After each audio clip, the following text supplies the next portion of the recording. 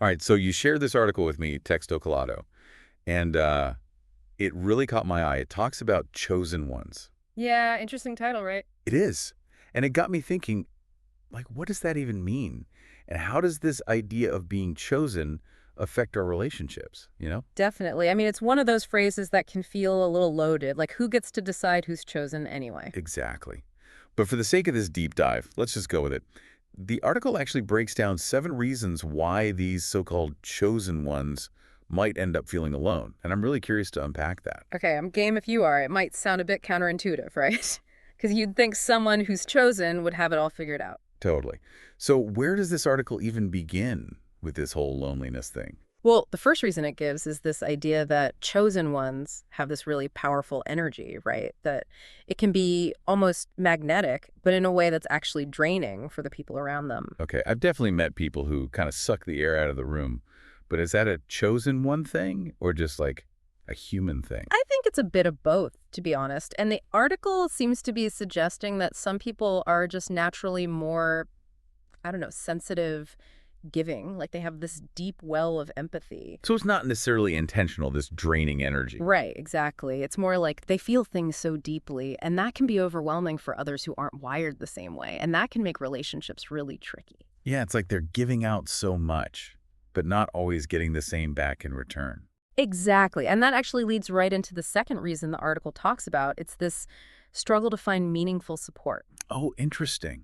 Because from the outside, these chosen ones, they might seem super self-sufficient, Right, like they've got it all figured out.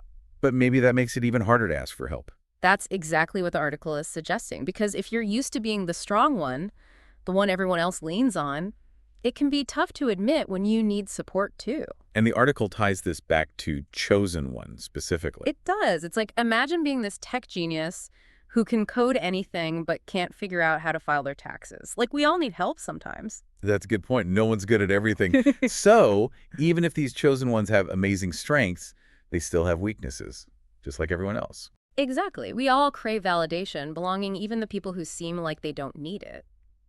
And for chosen ones, finding people who can truly meet them at their level, it's not always easy. That makes a lot of sense. And actually kind of reminds me of the next point in the article, this idea that chosen ones might be carrying around some past wounds that are making it hard for them to really connect Yes. And that those wounds can make them hesitant to fully open up to others. because they've been burned before, basically. Exactly. And because they feel things so deeply, those past hurts might leave a deeper mark. Making them even more cautious about letting people in, Precisely. It's like they've built up these walls to protect themselves from getting hurt again. which, is understandable, but also probably makes it harder to form those really deep, fulfilling relationships that they're ultimately craving.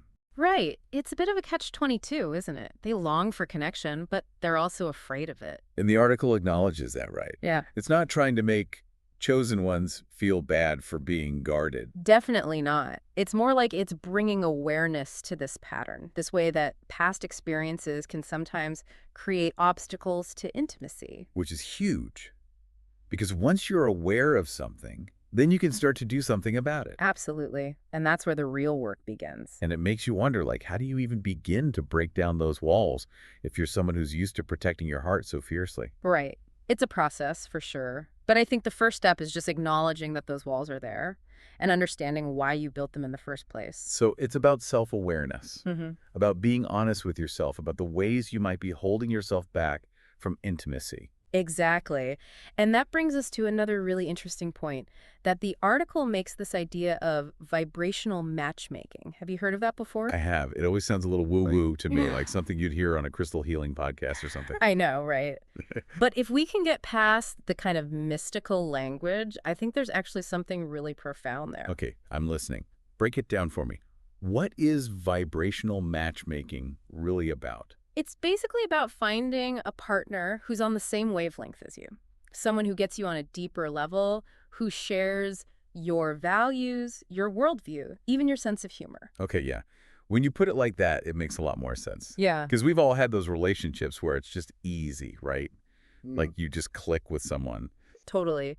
And those relationships, they're not always easy to find. It can take time to meet someone who really sees you, who appreciates your quirks and your complexities. And for chosen ones, The article seems to be saying that finding that deep level of connection, it's not just a nice to have, it's essential. Yeah, it's like their souls are craving that kind of recognition, that kind of mirroring. Which makes me think about the whole solitude thing we were talking about earlier. Because if you're a chosen one and you're holding out for that really deep connection, it might mean spending more time on your own. That's true, but the article actually frames solitude in a really interesting way. It doesn't see it as a bad thing or as something to be avoided. It actually sees it as a necessary part of the chosen one's journey. Really? Tell me more about that. Well, it basically says that this time alone is when chosen ones can really connect with their purpose. It's a time for deep inner work, for healing, for self-discovery. So instead of seeing solitude as loneliness, it's more like Dot embracing it as an opportunity. Exactly. It's like a retreat for the soul, a time to recharge, to reconnect with yourself, to get clear on what you really want out of life and out of your relationships. I love that because it really flips the script on how we often view being alone. Right. Instead of seeing it as a failure, it's more like a necessary stage of development. Like a caterpillar going into its cocoon before it can emerge as a butterfly. Perfect analogy. And I think that's really what the article is getting at, that these periods of solitude, they're not meant to last forever. They're just a part of the process. A time to prepare yourself for something even more beautiful, even more fulfilling. Exactly. And often that preparation involves facing some of those deeper wounds that we were talking about earlier, the ones that might be keeping us from experiencing true intimacy. Okay, yeah, let's talk more about that. Yeah. Because I think this is where the chosen one thing gets really interesting. It's not just about having this grand purpose or whatever. It's about the very human experience of carrying around past hurts. Absolutely. And the article makes the point that for chosen ones, those past hurts might run a little deeper. Because they're feeling everything so intensely. Exactly. It's like they experience life on a more amplified level. So when they love deeply. But when they hurt deeply too. And it makes sense, right? If you've experienced heartbreak on a deeper level, you're going to be more cautious about letting yourself be vulnerable again. Exactly. It's like those past hurts, they become these invisible barriers that can be really hard to break down. So how do chosen ones break free from that cycle? How do they learn to trust again, to open their hearts again, even though it feels risky? Well, the article talks about the importance of self-compassion because often those defenses we build up, they're coming from a place of self-protection. It's not that they want to push people away. It's more like they're afraid of getting hurt again. Exactly. And that's where self-awareness is so important. Because once you understand those patterns, those ways you might be subconsciously sabotaging your relationships, you can start to make different choices. So it's about recognizing those defense mechanisms and then consciously choosing to do things differently. Exactly. It's about learning to communicate your needs more openly, about setting boundaries, about being willing to let people in, even if it feels scary. It sounds like a lot of work. It is. But the article suggests that it's work worth doing because ultimately the rewards of deep, authentic connection, they far outweigh the risks. Okay, so for our listeners who are resonating with all of this, who are maybe feeling like, yeah, I'm a chosen one and this loneliness thing is real, what's one thing they can take away from this deep dive? I think the biggest takeaway is that you're not alone. It's so easy to feel isolated, like you're the only one who struggles with these things.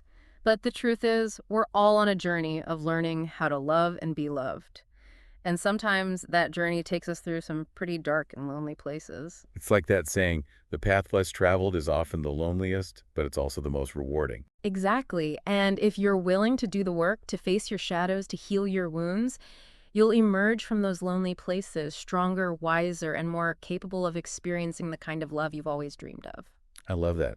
So to our listener, if you're feeling a little lost, a little lonely, a little like you're carrying the weight of the world on your shoulders, know that you're not alone. Embrace your journey, honor your sensitivities, and trust that even in the midst of solitude, you're being guided towards something truly extraordinary.